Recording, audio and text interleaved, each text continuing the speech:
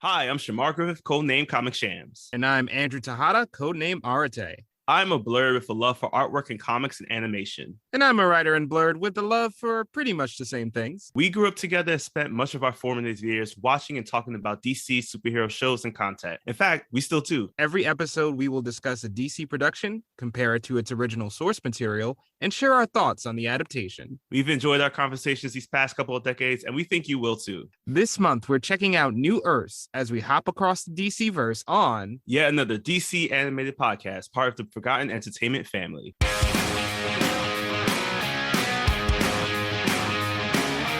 Hello, and welcome to Recent Activity, your new favorite entertainment review podcast that attempts to cover every film, every show, all at once. I am your co-host, Andrew Morgan. With me, as always, is this podcast villain of the week, Mr. Shane Beauregard. What's up? How dare you, sir? Hey, man, I just call the spots where I see the spots. You know what I'm saying? Oh, jeez. Good to see you, man. Obviously, we're dipping back into the comic book realm. It's been, checks watch, 2 weeks since we talked about a comic book movie on this podcast. But it was a nice reprieve last week with our draft episode. I had a lot of fun with that. A little house cleaning. I am very sorry to our listeners that I screwed it up. Because I was called out on Twitter quite rightly that I picked a movie from 1992 for our draft from 1993.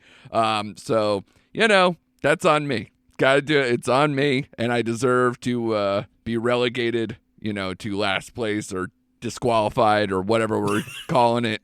Although they did call you out a little bit too, but more just for I think Shane had a stroke. Were you fine with that?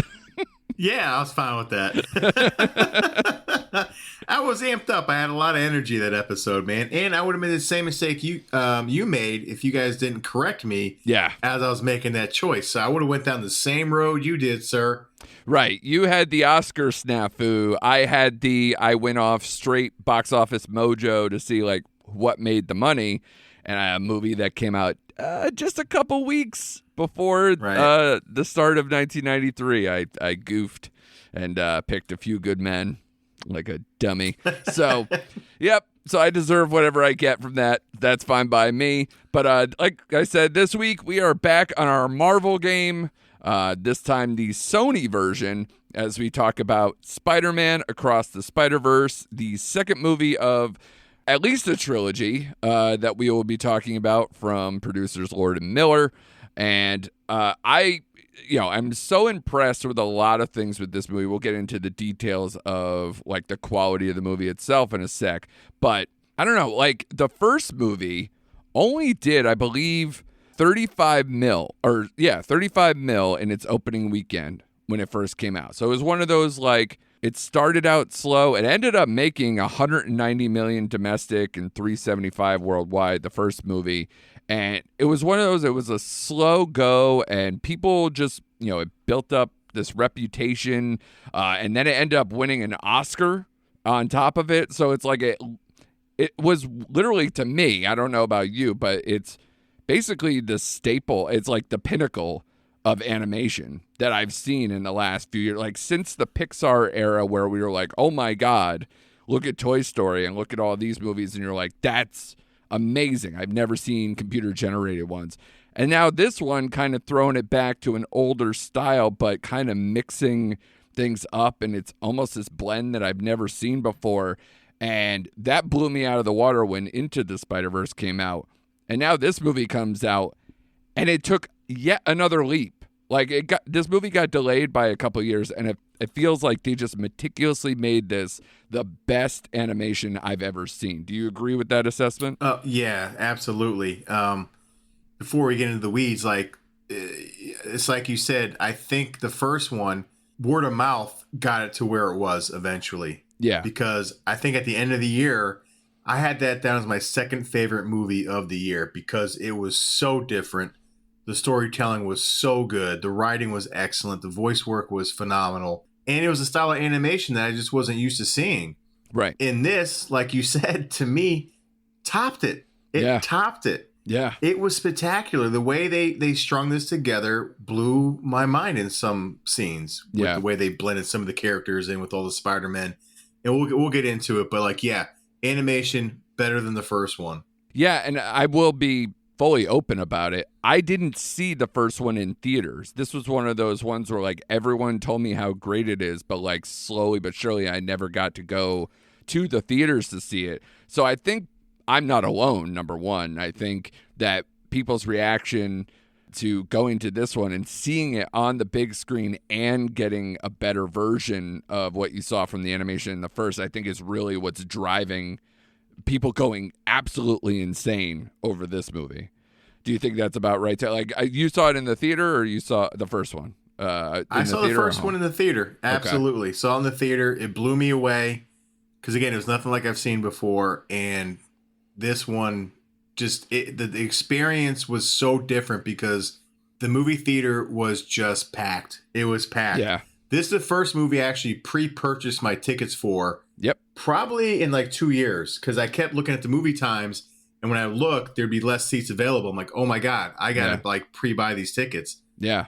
So yeah, the hype around it was more. People were into it. It just had a different feel to it. So Sony, and I think I told you guys at the beginning of the year, this was one of the Marvel movies I was looking forward most to outside of the MCU, including the MCU. This was like the movie I was looking forward to. Sure. And it did not disappoint. This is the best Marvel movie that's been out since Endgame and Infinity War, hands down.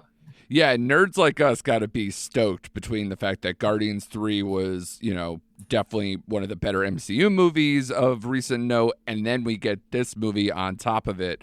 But like I said, people are gobbling this up. You're right, it was busy all weekend, and this is the combination of excellent critical scores on top of just destroying the box office. So, first of all, the scores, Rotten Tomato-wise, 95 on the critical side, 96 on the audience side, 9.1 IMDb. That is probably the highest I've seen in quite some time.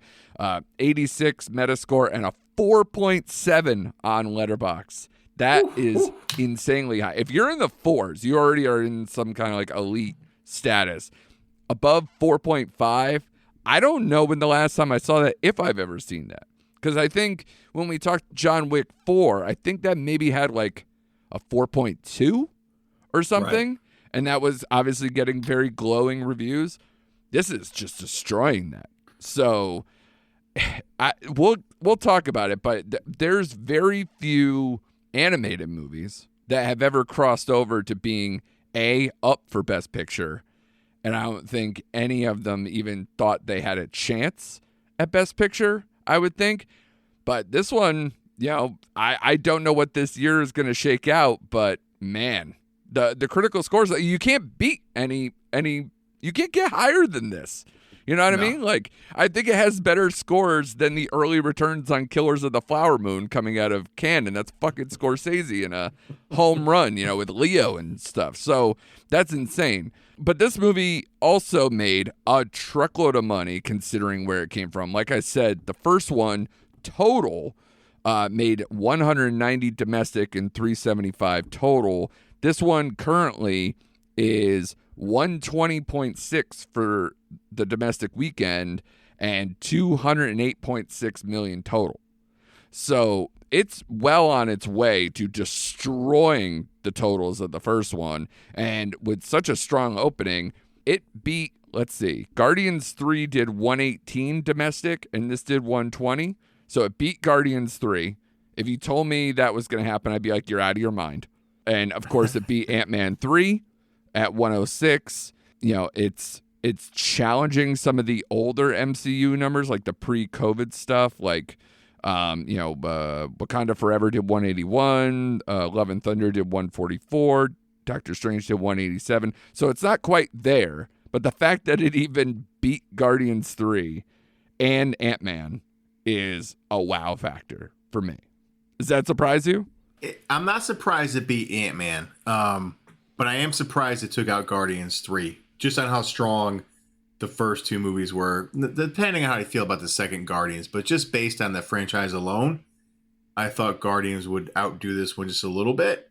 Right. But I'm not shocked. Like, I'm not surprised. Again, this one is just based off of the fact that the first one built so much momentum, and it's been 5 years since the first one, and which I couldn't believe when I looked it back up. Yeah. And it was 2018. Like, I thought it was maybe 3 years ago. Yeah. So I think the hype and the momentum from the first one, I'm not shocked, but I'm a little surprised. Yeah, I love the fact that, you know, it's always sucks when something gets delayed. Like I said, this movie was a couple years delayed, but now we get the back-to-back years of this franchise, and for how good these movies have been, you know, for the fact that the next one's scheduled in 2024, I was pumped that that's the case. Just to catch everyone up, the plot on this one, of course, it's the sequel, like you mentioned, years after. So where are they in the movie time? That's what I was forgetting. So, like, how much time has passed between the first? It said it in the movie, and now I forget. But they're obviously still quite young and in school and all that. I think it's only been a couple years in that. Yeah, time. I forget like exactly what they said, but I want to say it was like a year or two. Yeah, I think so too. So this is continuing the universe of Miles Morales as Spider-Man, returning for the next chapter of this Oscar-winning Spider-Verse saga, an epic adventure that will transport Brooklyn's full-time friendly neighborhood Spider-Man across the multiverse to join forces with Gwen Stacy once again and a new team of Spider people to face off with a villain more powerful than anything they have ever encountered. Of course, bringing back the voice work of Shameik Moore as Miles Morales, Haley Steinfeld as Gwen Stacy, Brian Tyree Henry, Luna Lauren Velez as his parents, Jake Johnson, of course, as Peter Parker, and adding in some new voices in Jason Schwartzman, Oscar Isaac, Issa Rae, Daniel Kaluuya, Rachel Dratch, Andy Samberg, and I'm probably leaving out half a dozen names of people you would recognize. This is, of course, co-written and produced by Lord and Miller, Phil Lord and Christopher Miller, who you obviously know from the first movie of these, but also from other films that have that kind of frenetic pace that I love so much in the first two Lego movies or The Mitchells versus the Machines. And then if you go into their live action period of the two 21 Jump Street movies as well. So these guys know how to make a movie. Obviously, they didn't direct this, but the interesting thing, I don't know if you noticed this, Shane, even though they're carrying over a lot of the writing duties and the creative team behind the scenes, maybe, they're different directors from the first movie to the second movie. And not only that, it's a three-headed monster that created these things in a direction sense, including the guy who wrote Disney Pixar's Soul is one of them. Oh, okay. So it's an interesting dynamic where it feels like they had one director for each type of thing that they specialize in, where like one's got the animation background, one's got the more writer and character design stuff, and another person centralized on the plot carryover. So it's very interesting how they set that up. And I think, you know, maybe more animated movies should do that because, you know, it seems like I've seen a lot more animated teams lately of making these animated films instead of like a one voice thing like you see sometimes with Pixar and some of the Disney films. So it's interesting. I rarely see it, but I'm all about it. So we can kind of get into the nuts and bolts of this now because we've already kind of, you know, complimented the animation style and some of the other things. What did you love about the first movie that like built up the hype for this one in your brain? Oh man, again, the writing was on cue. It was a great storyline. I liked the Miles Morales character. I didn't know much about him because I didn't collect the Spider-Man back in the day when he was in it. Sure. Which I know caused a lot of controversy when that character came out because that's just who we are as a society. Sure. But I thought between the animation, the music, the soundtrack in the first one was on point, which I'll get to that in the second one. It just hit a sweet note, and it was just a solid movie. I don't care if it's animated or not. And I would tell everyone that would listen because they would say, "Oh, it was a cartoon." I'm like, "Okay, if you're gonna think it was a cartoon, I can't help you. Yeah, no. Go see this. Go see this movie. It's a solid.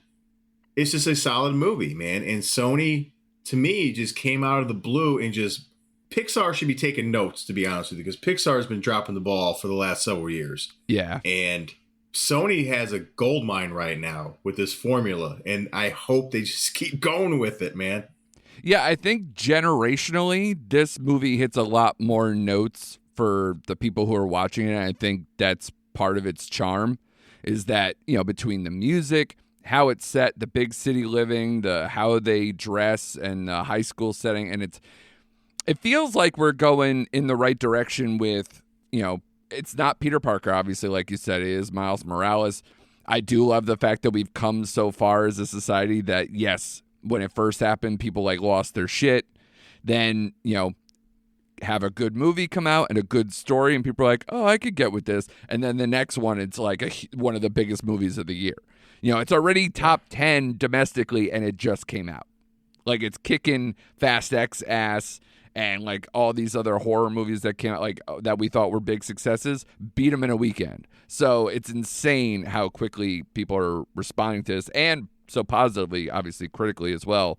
But yeah, I just love the characters. I love because part of the charm of Spider-Man in general, even the Peter Parker versions that we've seen, is that home life, and then that reluctant, you know, kind of superhero thing, and the coming of age that goes along with it. And I think this speaks to that a lot better than a lot of the live action versions that we've seen over the years. And the fact that they carry it over for a second movie with that same style, that same character beats, but showing some growth, or at least showing the complications of the superhero stuff that we like so much. But it didn't like beat you over the head with the villain stuff or how it evolves like that we've seen in a lot of the MCU movies. It's really just watching him learn as he goes along, and also having a love interest of sorts, and having, you know, learning how to have friends. And I because you could see like his sidekick person in this one wasn't really a lot. You know, it was getting back into the multiverse thing. And that's the other part too. Multiversal storytelling is hard. Just ask everyone in the MCU right now. And we're just dying post-snap, you know, for the most part with all these things. And yet these movies, I feel, do it so seamlessly and do it with a lot of charm and fun. And, you know, it's hilarious, these movies, too. There's a lot of comedy in this stuff.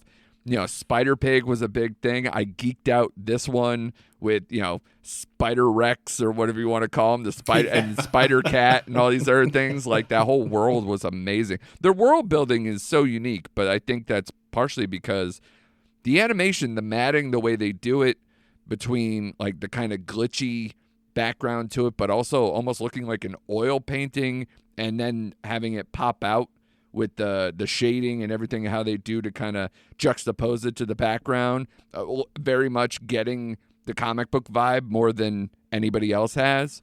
And it's so weird. I told you this off air. My kids have just started watching Justice League Unlimited, and I'm watching some of these, like, you know, TV versions of comic book tales and stuff like that. And it still feels almost like it's still in that 90s, 2000s style that I grew up with, where it's, you know, it's a certain look. Like, we all loved Batman the Animated Series and never stopped, which I'm fine with.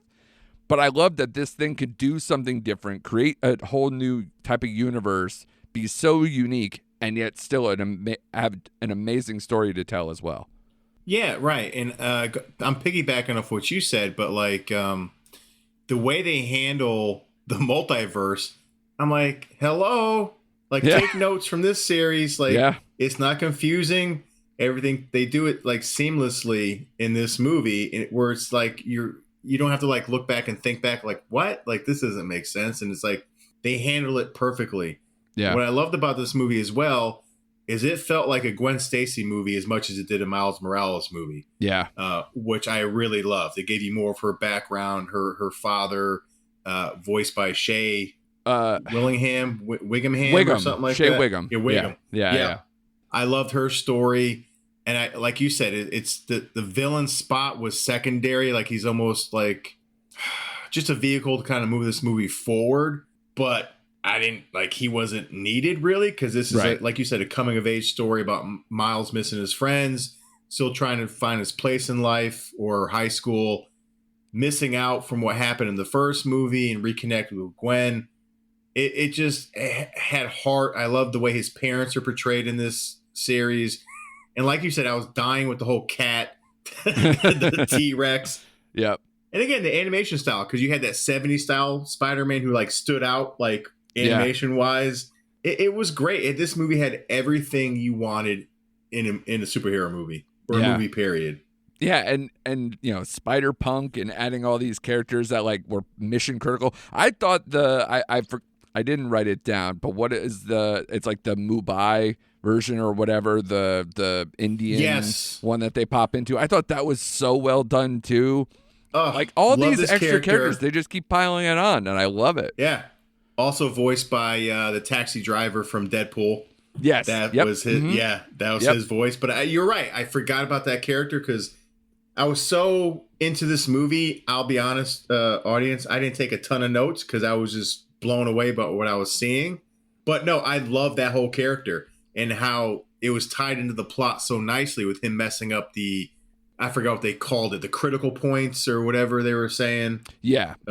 Yeah. So it was, and I loved that character. I thought it was a cool version of Spider-Man. Yeah, I love that. Like honestly, I'm a geek to the end, and I'm a person who has Funko Pops and whatever. And I never had any of the Spider-Man ones. I thought about buying for my son because my son is a big Spider-Man fan, and I want to buy all of them. I want to just have the whole line. I want Spider-Ham. I want Spider-Rex. I want Spider-Punk. I want all those. I'm just a child on the inside, just enjoying every minute of it. And it's great that, not to spoil anything early, but to see these characters, they're all seemingly going to kind of carry over and become something even more evolved as the story progresses to the next film.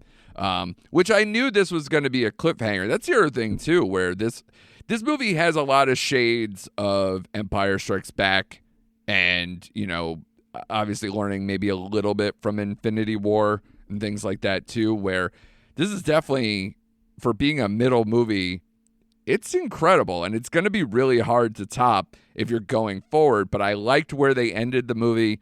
I think you couldn't do it any other way, and it feels again very Empire, where it's like the oh shit moment, and then now we move on to the next one. So I don't know. And this is how much of a dum-dum I am. Because I didn't read anything about this movie. I just came in fresh. So when it ended, I was like, what? Like, I didn't know there was going to be a sequel to it. I really didn't. Yeah. I just thought this was going to be a second movie and maybe we get a third movie. But the way they ended it, like you said, it was perfect. But because I didn't read anything going in, or I stayed away from the internet, I didn't know this was going to be split into two movies. So when it ended, I literally said, what the F? Which right. Probably wasn't appropriate next to my kids, but like... How did they feel, by the way? Because I am actually interested in that. I went and saw this on a Sunday night, so I didn't have a ton of kids in the theater. But I will tell you, anyone from like teenage age to college kids, a lot of that generation who watched this at a prime time definitely hung in for the second movie and came out in droves. Yeah, my kids loved it, especially my daughter, who's a little older than my son, so she kind of gets conceptually like plots and all that kind of stuff a little more than my son does. Yeah. Who just likes the Spider-Man character, which is fine. Sure. But she really dug it, and we were in a theater with a bunch of younger kids, or a younger audience, as you said, college, high school, and I think a lot of them didn't know that they were going to just leave us with that cliffhanger. So like the movie, everyone's like audibly like gasped. Yeah. Like they're like, yeah. What? So we all sat there in disbelief, like, really? It's over now? And we just wanted so much more. You know what I mean? It was a great feeling to be in a theater. This is why people need to go to the movie theater, please, and watch movies like this. Well, honestly, man, between the totals of this, the encouraging continuation of Guardian 3's numbers, even seeing something like The Boogeyman for in a weekend where Spider-Man was so dominant that it still did, I think, maybe 15-20 mil in a weekend, at least domestically, so that's not so bad. So it didn't get eclipsed.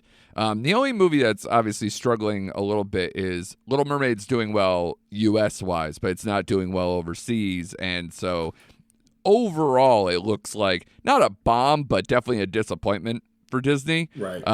But other than that, man, the domestic box office here is kicking ass. Like, there's so many times where I'm like, oh, I guess I can't go to this show because it's mostly sold out. So, it's not back in the day when I worked at a movie theater and like they had 700 seat theaters or whatever, where it's like, yeah, nobody's going to fill those these days. But the ones that have like 100 and they have multiple showings, they're all filled up. So if it was just one big giant movie theater like we used to have, and maybe it would look full and maybe the audience reaction stuff, I don't know. I miss those days where you're seeing a movie or having some experience, almost like a concert, where it's hundreds of people you're around and just seeing the moments really go uptick, Right. And here's what I also like, the cameos or Easter eggs when they were going through the different universes, and you saw the live action Andrew Garfield, you saw the Tobey Maguire, the Donald Glover one is just great. They knew exactly what they're doing. It's so good. Yeah. To include that, because Sony obviously owns the rights to those movies, to include that into this whole Spider-Verse, I thought was brilliant and a nice, like, geeky moment for me. I was like, oh my God, there we are. Yeah. Like, it was cool. Yeah. And I love the fact that we're following into that universe with the same, like, we're following Miles in the same way we're doing it from the audience POV, where it's like the holy shit factor of like, wow, this thing actually exists. Look at all this. And we're getting that kind of, innocent, childlike, oh my God, for the first time moment with the main character and us at the same time. And I just had a lot of fun with it. And like I told you, like, I geeked out with all those characters, and they didn't even have to bring back the home runs. They didn't bring back Spider-Ham to start cracking jokes and doing whatever with John Mulaney's voice and all that. Like, yeah, you get Peter back in tow, but and obviously Gwen, but they didn't really kind of have a lot of moments for the other people who used to be there. There's a few, but you had Spider Noir popped up at the very end. I think he's part of that team at the very end. Well, yeah, all the people are back, but like as far as like speaking parts, I think it's literally just who's the girl in the robot. I don't know I forgot what they called her character, the one where she's like inside almost like a the mecha Pacific suit. Rim. Yeah. So I think she got a speaking part at one point when they were almost doing like an intervention to Miles at one point, which, by the way, for how, kind of dark and dramatic it does get, especially towards the end, I think it handles the tone shift quite well.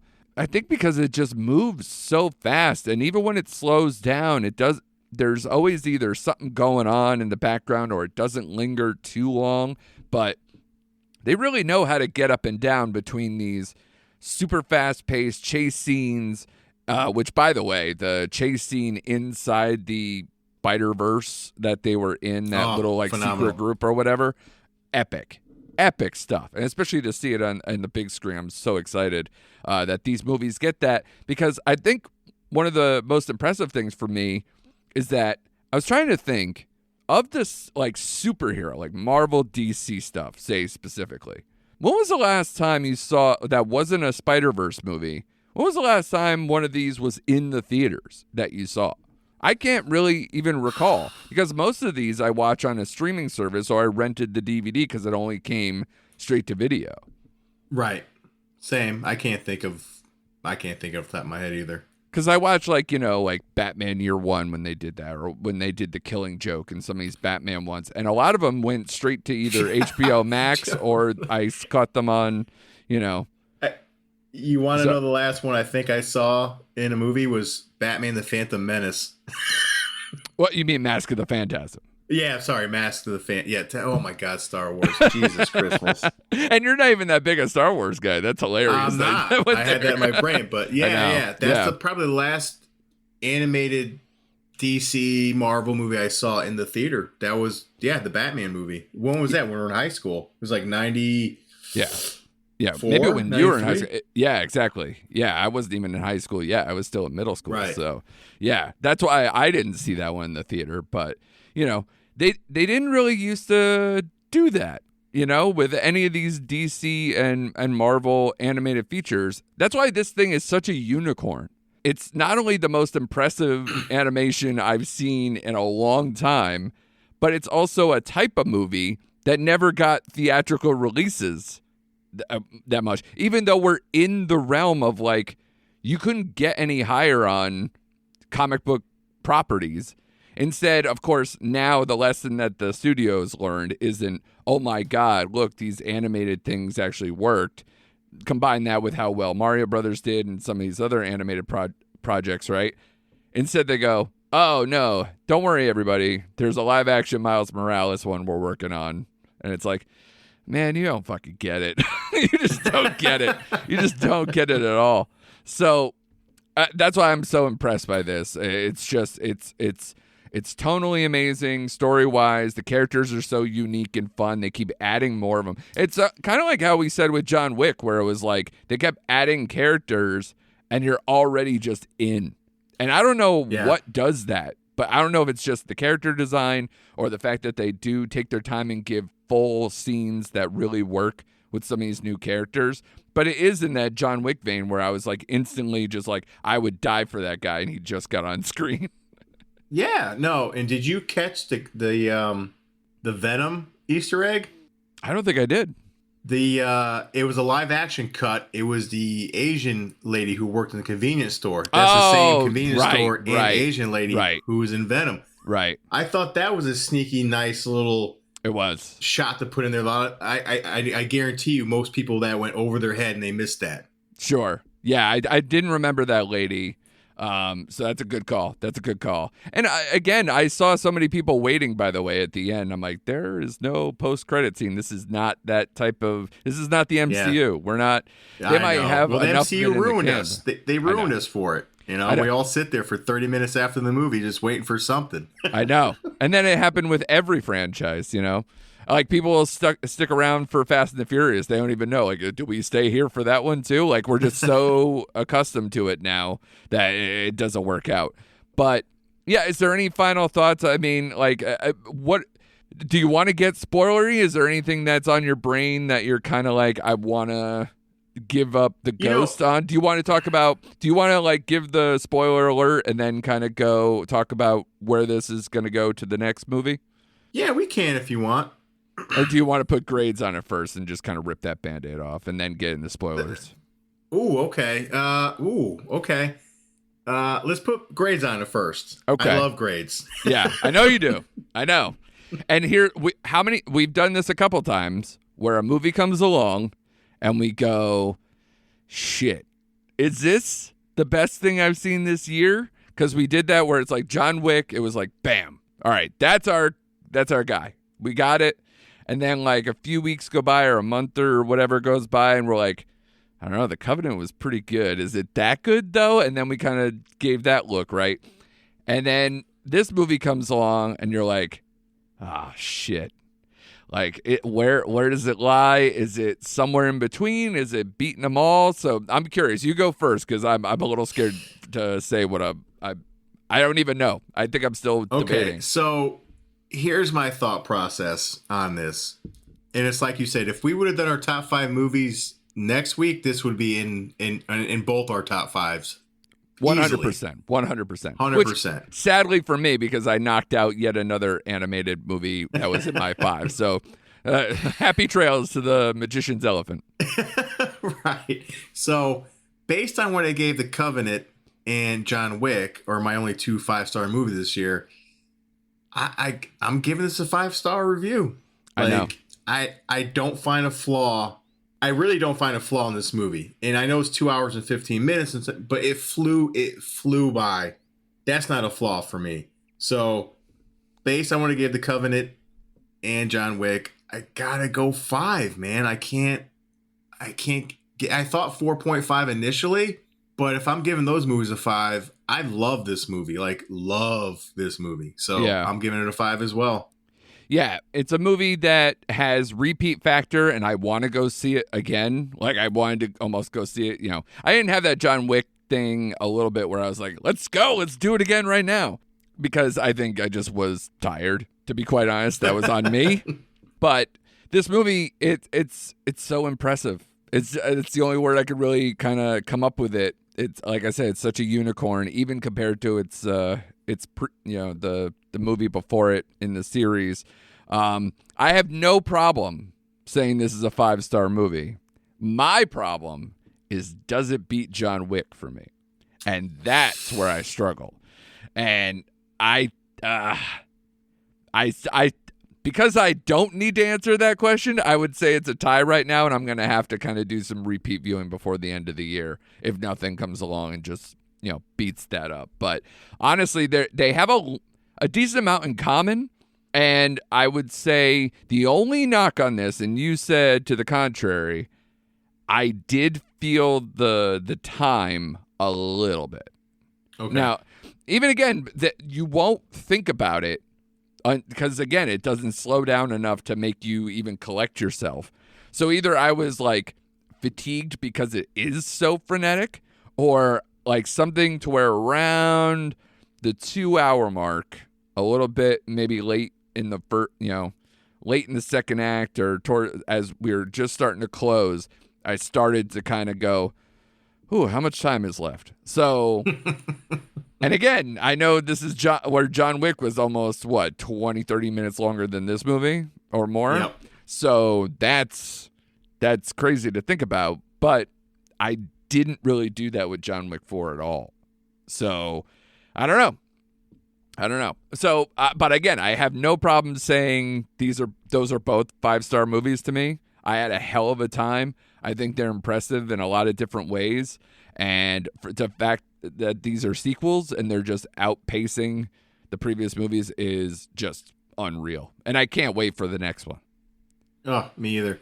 And when you see a sequel, your first thought after you see it is like, well, was it better than the first one? I can't say it was. Like, I can argue both sides of the fence. I really can. Like, I like them equally as much.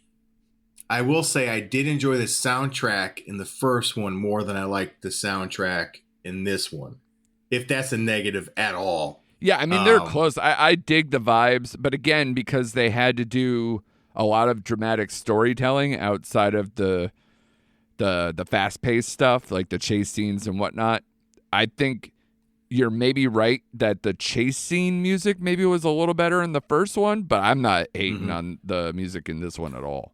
No, I'm nitpicking, and like you said, like I said, if you said, "Hey, man, I like the first one a little more," I'm like, okay, I totally get it. And if you said, "Hey, I like this one," I'm like, I totally get it. Right. So like, I like them equally. It's a sequel that is on par with the first one, which is very hard to pull off these days. Yeah, I don't know. Like, I liked the Doc Ock thing from the first one, but I thought that it wasn't like a top tier villain thing. And this one, I think they kind of, like I said, it was a villain of the week until it wasn't. I thought the Spot thing was just more interesting, I think, because of what it opened up for all the other Spider-Man, that kind of elite squad that they had. And I don't know. I thought that did a lot more for me than the first movie. And I probably gave the first movie at least 4.5 stars. That's why I'm saying I am fully comfortable with giving this 5 stars. And like I said, it's going to give rewatch value. It has all the elements of things that I'm like, yes, please, more of that. So, right. Like I said, God, I fucking just love John Wick 4 so much, though. So that's where I'm at. So that's the real debate. I think The Covenant, the more I get away from that, I think it is just a notch below these, with no shade. I mean, it's still a really good movie, but I think those two are going to be the ones at the end of the year where I'm like, it's going to be really hard to top these movies. And I said that about John Wick, and then here we are having the debate, right? So maybe this year is going to be a little better than I hope. But we've had some long stretches, though, to where too long. It's some rough spots to where we're like, so more TV talk on this week, or what are we going to do? So that's how things like movie draft ideas come about, which apparently you guys dig. So thank you guys for listening to it. We'll hopefully do more in the future. We'll get John back on, or add maybe another person in to make it even harder on us. Our choices even tougher. So that would be cool. So now that we're kind of like past the scoring and everything else, we're going to get into maybe a little more detail about the plot to where, you know, it might get a little spoilery. And let's just do it, man. This movie ends, like I said, on a very complicated, unique, definitely intriguing note where the multiversal thing, I love that they got in the Spider-Man thing where they were like doing this, all the Spider-Men pointing at each other thing. I thought that was hilarious. Yeah. Got to bring that back. It's classic. And then we literally almost do that at the end where it's like it comes full circle to like, okay, the Spot was the bad guy, but now we're going to get this in between to where it gets meta and seeing like how my life would have been different if X happened versus Y. And I love the fact that we're getting back into the Prowler thing from part 1 and then seeing it in a different light with this one. And especially because there's a lot of talk of death throughout the whole thing and kind of seeing the fork in the road or how things can change if, you know, these small things happen. And a lot of it focuses on the fathers and fathers turning captains and kind of, you know, what has happened with the Spider-Men in all different multiverses and how those core critical things that you mentioned didn't happen in this particular one, and how that shrapnel and how these things can go. It's not just for Loki, everybody. We could do this in better ways or more fun ways with this story. And now we're seeing Miles versus Miles, or at least a confrontation of sorts. Do you think that's going to be a big part of the next movie, or do you think we're going to get right back on the train of how do we fix this and getting back with the Spot and all the other things? I think we're going to, not they're going to gloss over it, but I don't think they're going to dwell on that as much as you said. I think they're going to get on to how they fix it. Right. And how he gets back and the whole Spot character, which I'm glad you brought up that point because Spot as a villain to me was, I don't want to say he's lame because he was needed for the Spider Force like you brought up, which I thought was freaking cool. They had this elite group of the Spider Oscar Isaac, man. Oh my God. Oh, was so great. And you could say he was like the villain of the movie pretty much. He is at times viewpoint for you sure. take. Yeah. Yeah. Well, no matter what viewpoint you take. I really like that character in this movie. So I honestly, they can go a lot of ways for the third one. But I don't think they're going to dwell on the whole Miles versus Miles thing. I think they'll move on pretty quickly from that. But I do like the flip with the Prowler that we see in this, in the uncle and, the consequences of his father. And this was Earth 42. Yeah. So, and the whole Gwen getting back with her father, I thought was a nice touch. Right. And again, I love the Gwen storyline in this movie because I felt like it was a Gwen movie as much as it was a Miles movie in a lot of ways. Yeah. Which I really dug. And I like that the relationship the two have. So, yeah, man, I don't know where they're going to go. I don't think they'll disappoint me no matter what they do, to be honest with you. It'd be hard for them to drop this on the third movie. Yeah, and I'm glad that you dig the Gwen storyline stuff because I did too. And it's honestly... it's one of those things that I can hear like almost in a different multiverse version of ourselves where if this movie doesn't work, so a lot of people would be like, oh, well, they kind of, made Miles in the background for half it. Like, isn't this his movie? Like people complaining about that. And I don't think that's what this franchise is for how much it's Miles Morales and he's the title character and everything. But I think the fact that, it's such a great ensemble and we're seeing that it's about themes more than character all the time, that you can have multiple characters, multiple spider people that are having the same type of problems and understand each other. And it's showing, once you find your people, the power of people and everything else, on top of the fact that we're seeing a lot of the power of parents and the power of, parents engaging with their kids' lives and all that stuff. And as parents ourselves, I'm sure you vibe with how his parents kind of do the parenting in their world and kind of seeing what happens when, the father's absent in the other world. So I think that's impressive storytelling. And I definitely got it as, I get all the quadrants, right? I get to have my nerd quadrant over here, my dad quadrant over here. And, It does everything. And then the geekiness of now I want toys. So yeah. Yeah, I'm with you on that, man. You're not going to get any negative feedback from me on that. I agree with everything you said. It just they just had everything in this movie, and they did everything right in this movie. So yeah, I'm just looking forward to it. I'm glad they have a quick turnaround. So I don't want to wait 3 more years. I want this one next week. I want the sequel next week. I know. I'm pumped. I mean, I didn't see if they locked in a date or anything, but the fact that even if it's a year from now, so pumped for that. And I think they know it, and now they don't even have to market it. It's just like everybody's just going to come right back to the theater. I just wonder how many times I might see this movie because you said your kids are, I think your youngest is the same age as my oldest, right? So 9. Yeah, my youngest is 9. Yeah. So my daughter will be 9 in the fall. So it's a tough age where I'm like, I don't know if my 6-year-old is going to be able to get through 2 hours and 20 minutes. Let alone just, the content that goes on. So I'm a little on the fence with that age level, but man, I don't know. I'll be tempted probably when it gets to home video or something. Yeah, and it's like I said, my 9-year-old, he's not gonna get the themes of this movie at all. He just likes the action and the Spider-Man, and honestly, he only went to I was shocked. He went to the bathroom one time. Right. I was blown away. Yeah. And it was at the very end. Like, it was 2 hours in. He's like, I finally got to go to the bathroom. I'm like, all right, go ahead, dude. Yeah. And for a 2 hour and 15-minute movie, I was shocked because normally when I bring my kids in the movie, not only do I waste my money, he gets up 4 or 5 times to go to the bathroom. Right. Yeah. But he was glued to his seat during this one, man. And my daughter didn't go to the bathroom at all. She was locked in. Yeah. So, and she loves the Gwen character. That's her favorite character. I know. And I could see my daughter locking in on that too. So that's why I'm like, oh God, is there too much death? Well, they don't dwell on death here, but they really kind of, there's a lot of, there's talks the about it, and there's there's stuff and the dad stuff and everything else. So that could be a lot. So And they did bring up how every Gwen in every universe dies. Didn't they bring that up? No, they just said that the relationship sours, but I think they said it in that way where it's like, okay, maybe they literally just said it doesn't work out, but we obviously know as, either readers of comic books or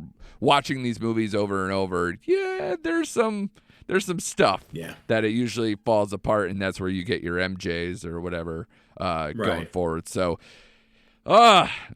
great movie though. I'm glad we're still getting solid stuff in between us skipping things like talking about Fast X. Which, so, do you have a capsule review of Fast X? Because to me it was like, this is a cartoon now, and it's 2.5 stars at best, and it's way too fucking long. And it's way too long, and it's always kind of cartoony, but this one just and for me to say this, it lost me. I believe more in Thor. There's a Thor God of Thunder than I am in a Fast X movie. Like, if you said Thor's coming down to Earth, I'm like, oh, I would believe that more than what Dominic Toretto's doing with his cars at the moment. And he's not even the worst part of that movie either. No, the Brie Larson character is fucking weird. It's bad. Tyrese is awful in this movie. They even for how much they tried to give him more of a part, it was just the only shining spot in this whole movie was Jason Momoa as the villain. Over the top, flamboyant. I liked him. He was flamboyant, over the top. Needed more Jason Statham. I thought he didn't fit the tone of what he's doing though, because they're like, this guy's the devil, and then the next minute he's like, ooh, find out being like the genie from Aladdin or something. I was like, what the fuck is going on here? I know, I dug him. Yeah, I just think if you're gonna do that, be like, don't think by the way he acts that he's not the devil. Like, if you said it that way, but they were like, no, this guy, he's coming for you, like he's the Grim Reaper.